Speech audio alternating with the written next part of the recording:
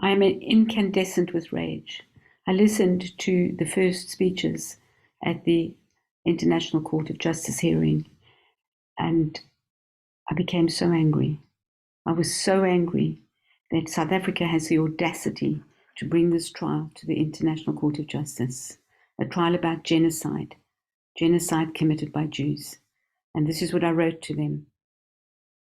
And where's your care for the hostages who the World Health Organization and the International Red Cross have failed to visit and to feed and to give medication and medical care after medieval barbarians raped, committed necrophilia, castration, womb raiding, limb removal, paralytic murder, and they kidnapped the young and the old and the Holocaust survivors, and they slung them across motorbikes and into the back of trucks where they beat them with sticks, a young man with his leg chopped off. And all this as they invaded a foreign country where the locals were helping the Gazans in education and healthcare. Where's your condemnation of Hamas threatening to commit these crimes again and again and again until all Jews are dead? That's the threat of genocide, you hypocrite. Where's your condemnation of the thousands of rockets Hamas shoots at Israel's civilians? Where's your condemnation of Hamas using civilians, including women and children, as human shields and human bombs? You, sirs, have forgotten that without the Jews of South Africa, you would still be living under apartheid, the real apartheid, the apartheid you should know about. You shame humanity. You shame the African people in your racism and in using the Genocide Convention, created precisely because the Jews were murdered by the Nazis, and you use that against the very people it was created for, the Jews. You further failed to explain how genocide halved the world's Jewish population and yet increased the number of Arab population by threefold.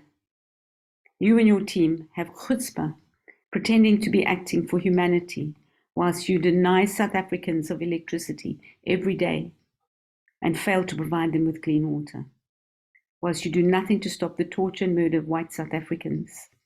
In fact, committing a genocide against the Afrikaans people.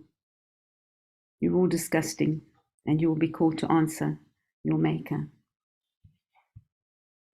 So as this trial proceeds, we find that South Africa is in fact more involved with Hamas than anybody thought. Hamas has headquarters in South Africa.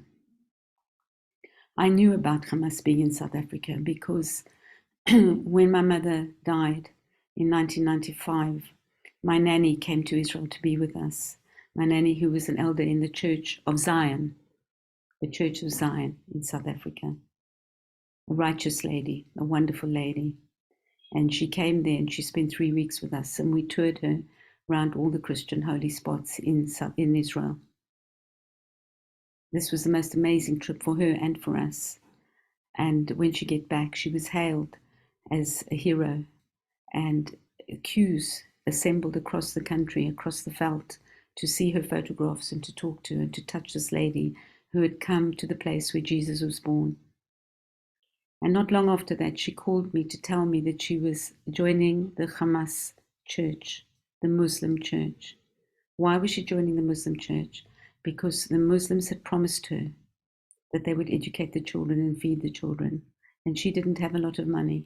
So she was going to join the Muslim church. And yes, it was represented to her as a church.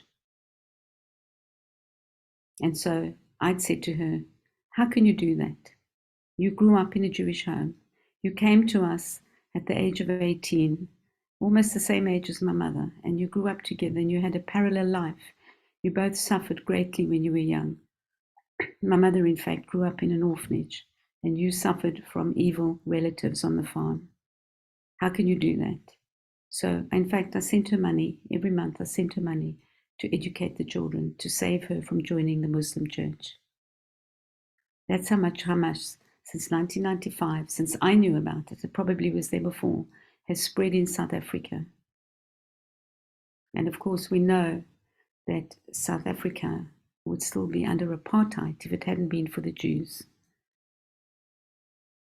many of whom spent many, many years in prison working together with the ANC to free South Africa of apartheid. And imagine holding this trial in South Africa, in a country that in 2001 held what they call the Durban Conference. That Durban Conference was attended by Jewish people from across the world, as well as other people. And at that conference, the Jews had to be rushed out by the police because in fear of their lives, they were being attacked. And at that conference, they also named Zionism as racism.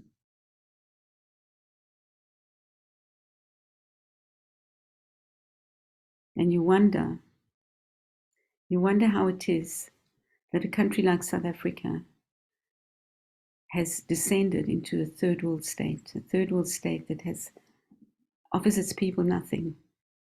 And you have to ask yourself, where is the wealth of South Africa? South Africa is intrinsically wealthy. It's a country that has got every mineral that you need.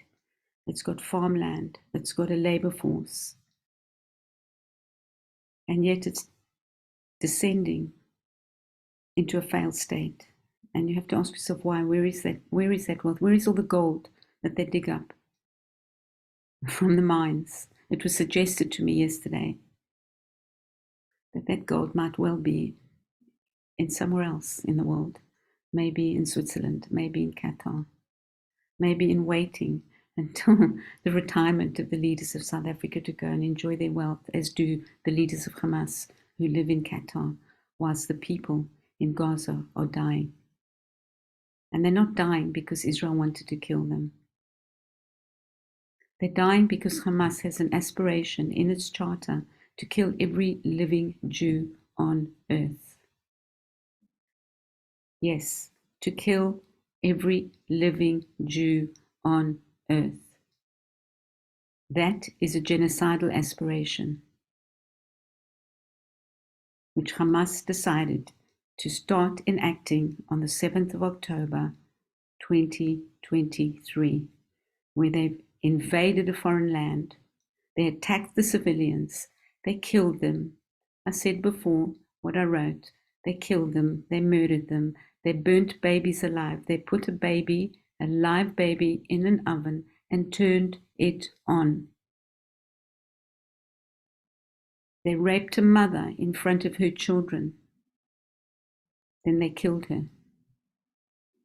They threw a grenade into a safe room and killed the father and took the children out. And when the children cried, they chopped their fingers off. And then they went to the fridge and they had a drink of orange juice. This is what we're talking about. These are the kind of barbarians, medieval barbarians we're talking about. This is the fate that they are bestowing on every single Jew in the world. And yet South Africans stand there in a kangaroo court in the middle of Europe, in The Hague, and they give talks, they speak, they present lies, they start their case after the 7th of October. They don't refer to what caused Israel to have to protect its citizens. They don't talk about that. They don't talk about the fact that Israel is conducting a war by force, not because it chose to. Remember, it's called the IDF, the Israel Defense Force. It's not called the Revolutionary Guard, like the financiers of Hamas call their military. It's called the IDF. And in that sense, it's there like any country in the world. It's there to protect its citizens. And I heard that one lady on, I think it was Kibbutz Be'eri, the one of the kibbutzim that was decimated, with hundreds of people killed and murdered in the way that I said. I heard that this lady was a peace lady. She was known internationally to work for peace, to work for climate change. And they killed her entire family. They killed her off, her entire family. Lady of Peace. And South Africa has the audacity to accuse Israel of genocide. And I'm ashamed to say I grew up in South Africa. I know what apartheid was. I grew up in apartheid. I know exactly what it did to people. Not only to the people it was against, but also to the people who perpetrated it. I know exactly what apartheid was. And Israel is not apartheid. And those people presenting the case against Israel in the Court of Justice know that Israel is not an apartheid state. They know it.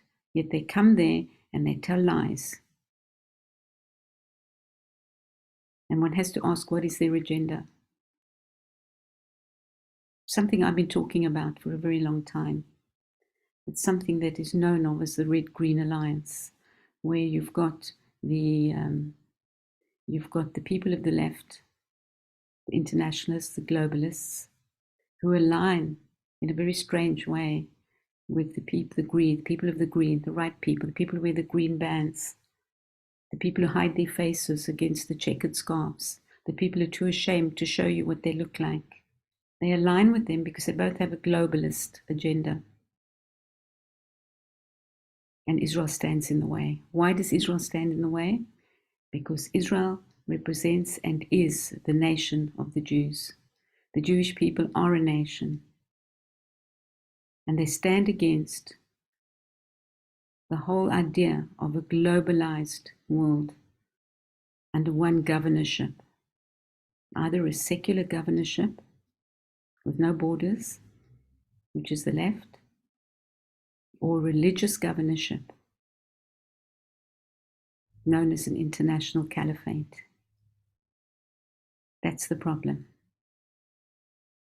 And these people form this partnership. And I'm pretty sure that those on the left don't understand that ultimately, if this Red-Green Alliance wins through, the ultimate battle will be held between the two protagonists of this group. And I think the leftists don't understand what will happen to them. Because they say, when they're done with the Jews, they'll come for you.